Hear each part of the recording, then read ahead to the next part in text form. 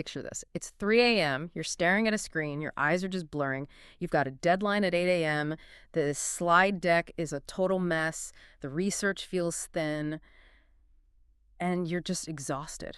We've all been there. Oh, that is a universal feeling. Yeah. But then contrast that with a reality from one of our case studies today where that same workload, the one that used to take 10, grueling hours, is finished in less than 2. You're just done. Yeah. The quality's higher. And you've gotten 8 hours of your life back to sleep or, see your family. And that's the promise we're digging into today. Welcome to the deep dive. We're covering something that I think feels a little different. Usually we're dissecting history or these complex market trends, but today we're looking at what our source material calls a survival skill. We've got this whole stack of research on mastering AI productivity tools. And I have to be honest with you, when I first saw this topic, I was a little skeptical. I've been that person who, I download the apps, I try them for 5 minutes, get frustrated. And then delete them. Because the learning curve just feels so steep. You're definitely not alone in that. Okay. It's the shiny object syndrome, right? But looking at the data, we are way past the point where these are just, fun toys. Right. The source material frames this as a really fundamental shift in how work gets done. Not in a doom and gloom, robots are coming for your job way. Thank goodness. But in a don't you want your life back way. These aren't just software. They're pitched as partners. That distinction is interesting. Partners, not tools, because a tool just it just sits there until you pick it up. A partner contributes. Exactly. We need to stop thinking of AI as a calculator and start thinking of it as a collaborator. So today is about breaking down the toolkit for what's being called the 2026 standard. Okay. We're going to look at 4 distinct pillars: research, voice, video, and presentation. And then this is the important part. We're going to stitch them all together into a single workflow. Okay, let's unpack this, because the biggest hurdle for me, and I think for a lot of people, is just the sheer noise. There are too many tools. So let's start with the foundation, research. The foundation of everything. The old way was, Googling for a week, opening 50 tabs, and just praying the sources were real. But our sources highlight this huge problem with early AI tools. Hallucinations. Yeah. Can we define that really quick for everyone? Sure. So in a large language model, a hallucination is when the AI generates something that sounds totally confident, totally plausible, but it's factually wrong. It just made it up. Why does it do that? It happens because the model is just predicting the next likely word. It's not actually querying a database of truth. So if you ask for a citation, it might just invent a paper title that sounds academic. But the paper itself never existed. Which is a complete nightmare if you're doing actual work. It's a career ender in some fields. I mean, if you're doing academic research or a deep market report, accuracy is the only metric that matters. And that's where our first tool comes in, Elicit. Elicit. So how is this different from just asking ChatGPT a question? Okay, the fundamental difference is its architecture. Elicit doesn't just scrape the open web. It's basically a search engine over these massive libraries of scientific papers. So you type in a question, it finds related papers.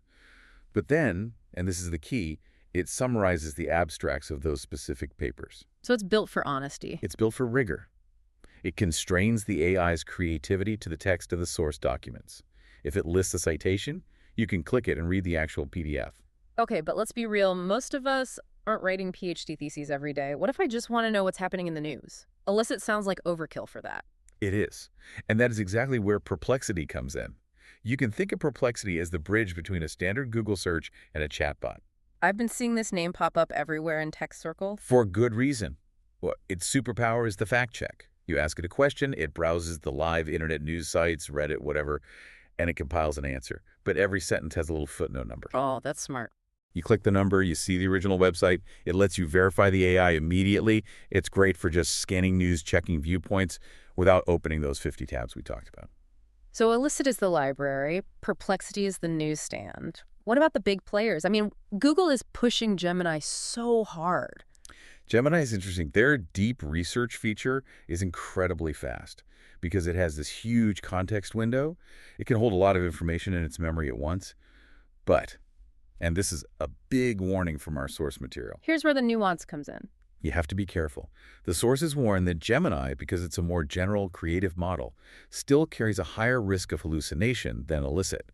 It might just invent a source if the question is too niche. So what's the advice? Use Gemini for broad strokes, getting an outline, brainstorming angles, that kind of thing. But don't rely on it for your final facts without checking. That makes perfect sense. Fast engine for the rough draft, precise engine for the facts.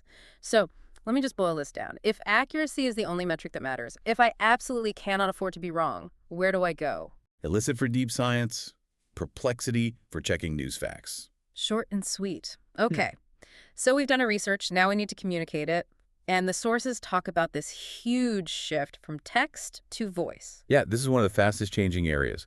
We're moving away from that era where you needed a soundproof booth, an expensive microphone, and some distinct radio voice to get pro audio. I remember looking into hiring a voice actor for a project once. The cost was just astronomical, and the turnaround was weeks. Now we're talking about cloning a voice. We are, and this brings up the whole uncanny valley problem, right? That creepy feeling when something sounds almost human but a little robotic. Mm-hmm.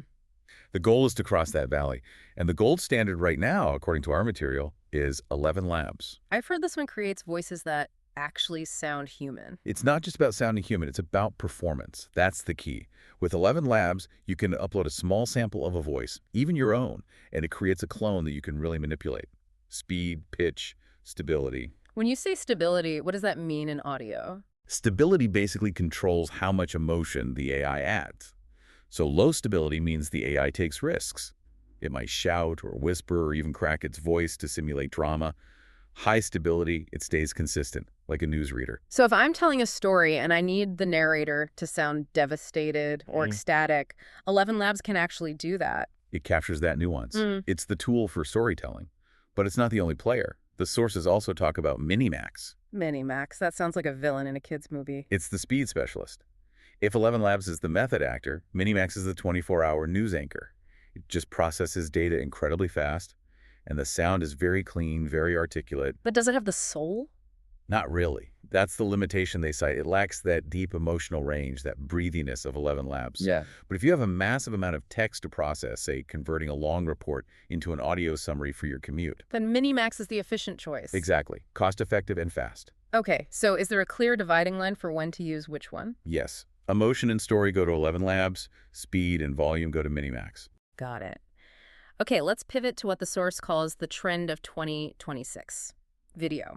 The document says, if 2025 was images and text, 2026 is the year of AI video. This is where we see the biggest wow factor, but also the most confusion. We're moving so fast from those weird, glitchy AI clips where people had 7 fingers. And their faces would just melt. Yeah. To cinematic quality that takes minutes to generate. I have to admit, the first time I saw high-end AI video recently, I was genuinely shocked. It didn't look like a cartoon. It looked like B-roll footage from a real documentary. And that gap is closing so fast. The source highlights 3 main tools, and they each have a different superpower. First, there's Kling AI. Kling, what's its claim to fame? Physics and motion control. One of the biggest issues with early AI video was something called temporal consistency. That's a fancy term. It just means, does the object stay the same object over time? In older models, a character would walk and their leg might vanish, or their face would morph into someone else by frame 50. Kling has solved a lot of that. It keeps the character's shape stable. So if I need a shot of a person walking down a hallway and I need them to actually look like the same person at the end of it, Kling is the go-to.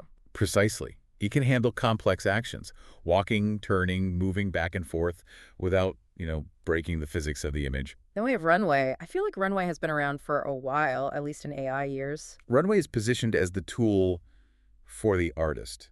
It's less about just generating a clip and more about visual thinking. It creates these scenes with a lot of depth, a very expensive cinematic look.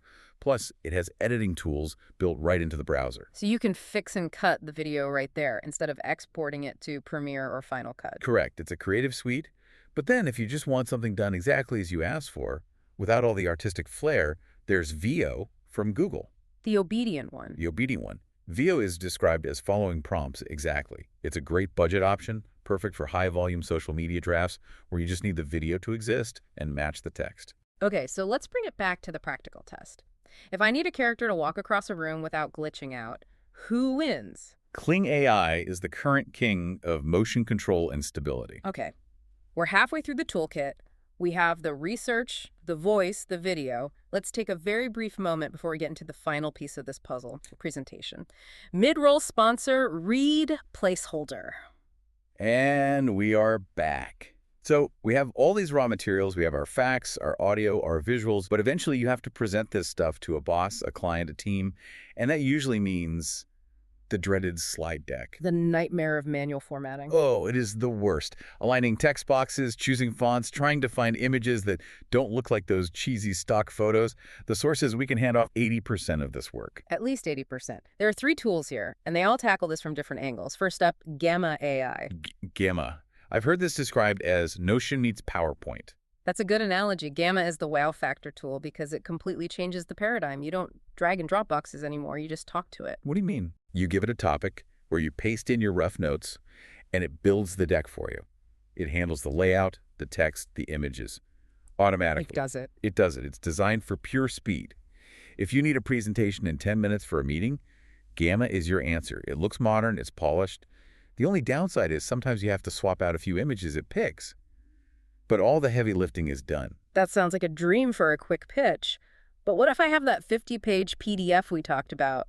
Gamma might gloss over the details. Then you want NotebookLM. This one is from Google. It's less of a designer and more of a disciplined student. Disciplined how? It uses this technique called RAG, Retrieval Augmented Generation. Basically, you upload your specific sources, your PDFs, your docs, and it reads them. So when it creates a summary or slides, it is grounded entirely in that data.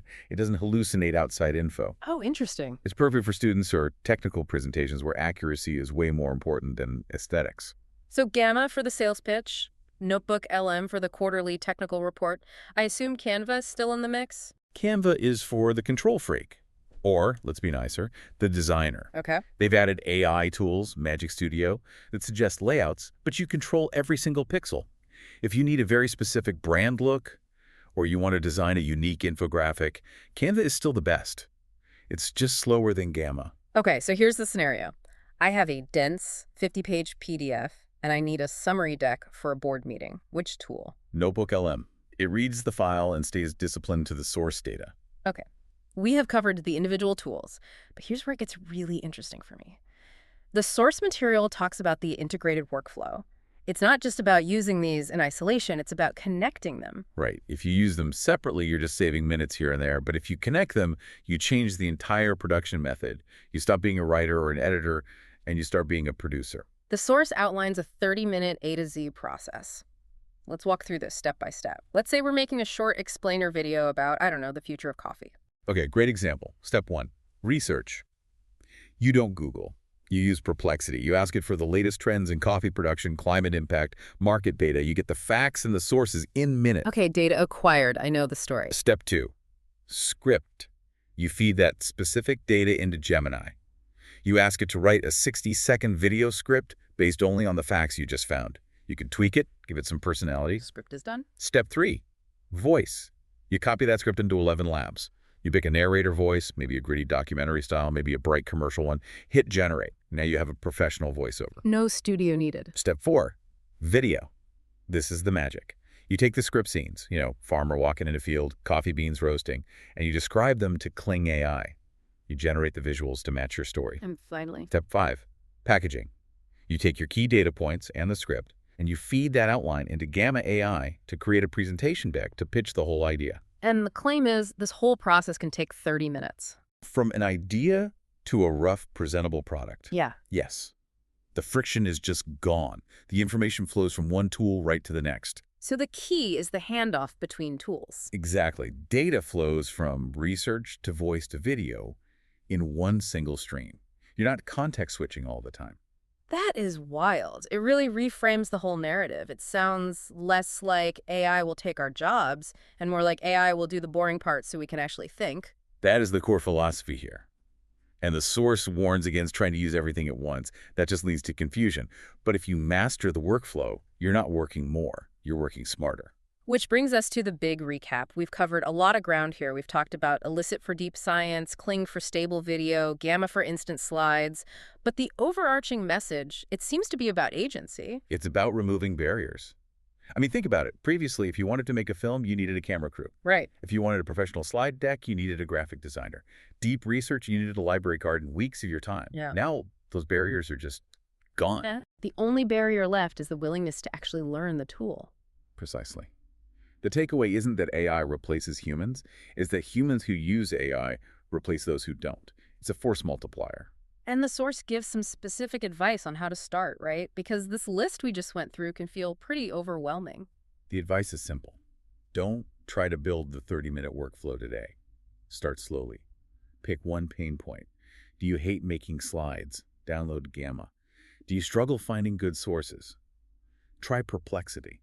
Master one tool, then expand. I love that. Don't boil the ocean, just pick one thing. And remember that these are partners. Treat them like assistants. You're still the director. You have to guide them, check their work, and provide that creative spark. So here's something I want you to think about as you walk away from this deep dive. We always talk about AI in terms of efficiency saving time, but what if we thought about it in terms of capability? What's the project you've had on a shelf for 5 years because you didn't have the budget or the team or the skills to do it? That's the provocative question, isn't it? With this stack of tools, Kling, ElevenLabs, Gamma, that project isn't impossible anymore. It's just a matter of sitting down and actually doing it. The cost of failure has dropped to zero. The cost of experimentation is just your time. So that's our challenge to you. Pick one tool we mentioned, just one, and try it on your next project. See if you can reclaim those 8 hours. And let us know how it goes. Thanks for listening to The Deep Dive. We'll see you next time.